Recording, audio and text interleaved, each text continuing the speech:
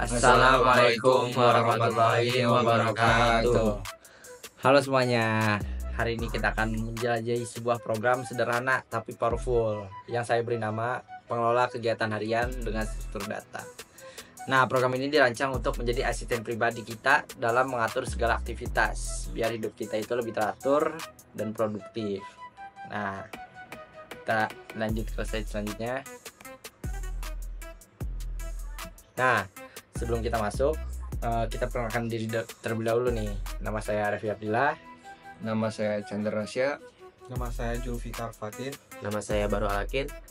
Oke, lanjut. Nah, sebelum kita masuk ke teksnya, mari kita bahas terlebih dahulu kenapa sih program pengelola kegiatan harian ini sangat penting dan bermanfaat. Nah, yang pertama, ini solusi buat kamu yang sering lupa dan kelewat deadline. Dengan semua kegiatan tercatat, risiko itu berkurang secara drastis. Yang kedua, program ini membantu banget dalam menentukan prioritas. Kita bisa lihat nih mana kegiatan yang paling penting dan harus diselesaikan duluan.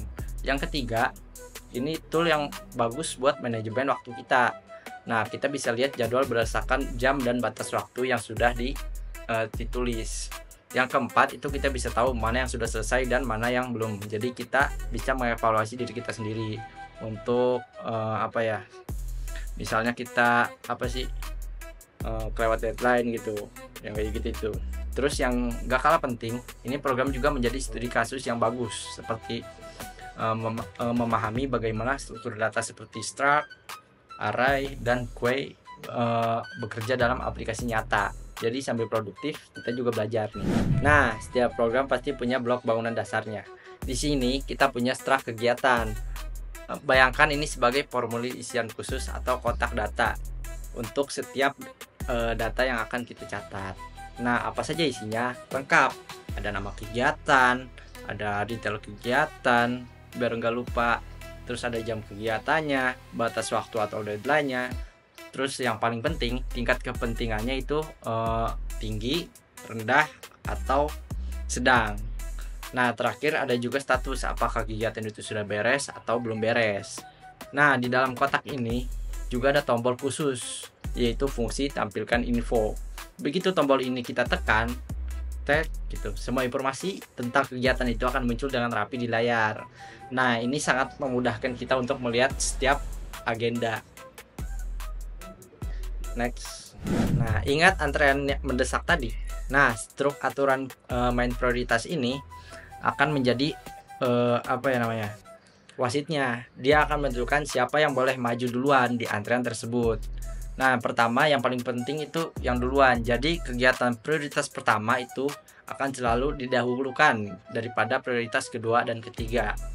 Nah, yang kedua itu tingkat kepentingannya sama. Misalnya sama-sama di prioritas kedua, maka dia akan lihat dari deadline-nya. Siapa yang deadline-nya lebih mepet, itu akan yang lebih diutamakan. Nah, gimana cara tahu dia deadline yang lebih mepet? Dia punya trik khusus, yaitu tanggal seperti format DD, strip MM, strip YYY. Itu yang artinya day, month, years. Nah, diubah dulu jadi YYY, MM, DD. Nah, jadi dibalikan gitu, seperti tahun dulu, bulan dulu, baru hari. Dengan format ini, tanggal bisa dibandingkan seperti angka biasa. Misalnya 2024, 12, 31 akan dianggap lebih kecil, lebih dulu gitu, daripada 2025, 01, 01. Nah, canggih kan? Seperti itu untuk penjelasan aturan main prioritas. Next. Oke. Pernah salah ketik tanggal atau mau masukin tanggal 30 Februari. Nah, untungnya kita punya tanggal valid. Fungsi ini adalah penjaga pintu yang memastikan setiap tanggal yang kita masukkan ke program itu valid dan masuk akal. Akan cek banyak hal. Apakah panjangnya sudah benar? Apakah tanda stripnya sudah di posisi yang tepat? Apakah semua karakter yang seharusnya angka itu rentang bulan, hari, dan tahunnya. Bahkan, dia cukup pintar untuk tahu kapan tahun kabisat Februari ada 29 hari dan kapan tidak. Jadi, dengan fungsi ini, kita bisa yakin semua data tanggal di program kita itu akurat dan nggak bikin pusing di kemudian hari. Kalau strike kegiatan itu kotaknya, maka kelas pengolah kegiatan ini adalah manajer utamanya. Dia bertanggung jawab penuh atas semua daftar kegiatan kita. Di dalam kantor pengolah kegiatan ini ada sebuah lemari arsip khusus, yaitu STD vektor kegiatan, yang isinya semua kegiatan yang sudah kita catat. Dan seperti seorang manajer, dia juga punya berbagai kemampuan atau skill untuk mengolah daftar kegiatan tersebut. Mari kita lihat satu persatu skillnya di slide berikutnya. Skill manager adalah tambah kegiatan. Ini adalah kemampuan dasar untuk mencatat agenda baru. Jadi, setelah kita mengisi semua detail kegiatan di formulir kegiatan tadi, si manajer ini akan mengambil formulir itu dan langsung menyimpan ke dalam lemari arsip vektor kita. Begitu kejadian berhasil dicatat, dia akan kasih tahu kita pesan manis. Kegiatan sukses dicatat, mudah dicepatkan. Oke, skill kedua si manajer. Tampilan semua ini seperti membuka seluruh lemari arsip kita. Dia akan mengeluarkan semua formulir kegiatan yang ada, menampilkan satu persatu di layar urutannya sesuai dengan kapan kita mencatatnya. Jadi yang paling tepat awal dicatat akan muncul duluan. Kalau lemari arsipnya masih kosong, belum ada kegiatan yang dicatat, si manajer akan kasih tahu dengan pesan daftar kegiatan kosong. Jadi kita selalu tahu statusnya. Nah, kadang kita butuh melihat jadwal harian di pagi sampai malam kan? Nah, disinilah skill tampilkan kegiatan berdasarkan jam berguna. Si manajer akan membuat salinan dulu dari semua kegiatan kita, biar daftar aslinya tetap aman. Lalu dia akan meminta bantuan tukang sortir atau fungsi sort untuk mengurutkan salinan kegiatan itu berdasarkan jam kegiatan. Jadi jam 9 pagi akan muncul sebelum jam 2 siang, dan seterusnya. Setelah beres disortir, barulah daftar kegiatan yang rapi sesuai jam itu ditampilkan. Ini sangat membantu kita untuk melihat agenda harian secara kronologis. Nah, satu persatu tugas selesai, rasanya lega kan? Skill tanda sudah beres, ini fungsinya untuk itu. Kita tinggal ketik nama kegiatan yang sudah kita selesaikan. Si manajer akan mencari kegiatan itu dari daftar. Kalau ketemu dan ternyata belum beres, dia akan segera mengubah statusnya jadi beres. Dia juga pintar, kalau kegiatan itu sudah pernah ditandai beres sebelumnya, dia akan kasih tahu, ini udah beres kok. Atau kalau kegiatan itu nggak ketemu, dia juga kasih tahu. Ini penting banget karena kegiatan sudah beres, tidak akan muncul lagi di antrian mendesak. Lanjut, kadang ada kegiatan yang batal atau memang sudah tidak relevan lagi. Nah, skill hapus kegiatan ini solusinya. Kita cukup ketik nama kegiatan yang ingin dihapus. Si manajer akan mencari kegiatan itu dan langsung menghapusnya dari daftar arsip.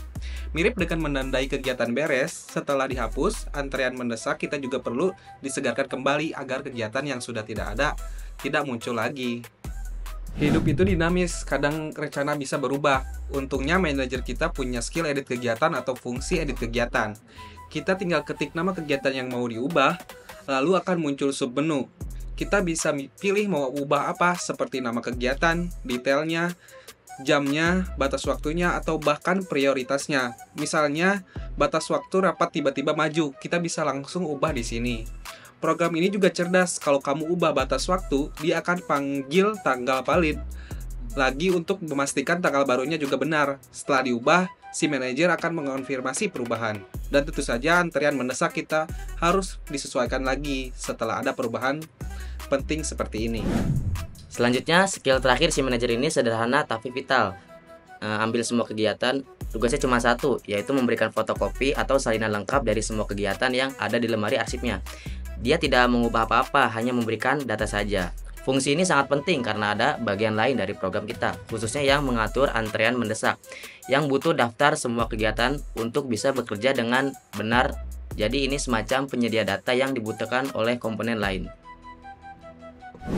Ini adalah fungsi di belakang layar yang sangat rajin. Susunan ulang antrean ini seperti petugas yang selalu merapikan antrean mendesak kita.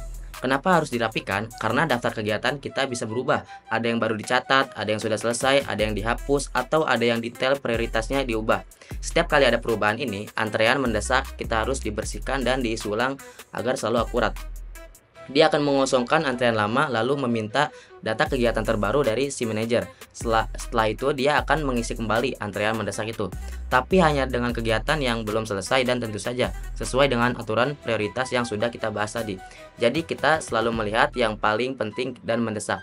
Terakhir ini adalah fungsi main, bisa dibilang otak utama yang menjalankan seluruh program kita. Begitu kamu klik programnya, yang pertama aktif, ya dia ini. Di sini kita membangun si manajer kegiatan, fungsi manajer kegiatan saya, dan menyiapkan antrean kegiatan mendesak, fungsi antrean kegiatan mendesak. Bagian terpenting dari fungsi main ini adalah menu interaktifnya. Dia akan terus-menerus menampilkan pilihan menu, catat, lihat, tandai, selesai, dan lain-lain, dan menunggu kita memilih. Begitu kita memilih, dia akan memanggil si fungsi skill manager yang sesuai.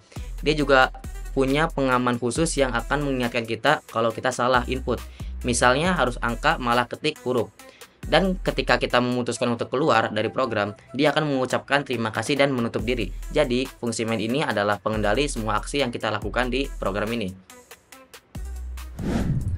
Nah, program kita udah selesai nih. Jadi program ini adalah alat bantu sederhana namun efektif, membantu mengelola, memprioritaskan, dan menyelesaikan kegiatan. Mari kita terapkan kebiasaan mencatat dan mengelola kegiatanmu. Oke, terima kasih. Bye-bye.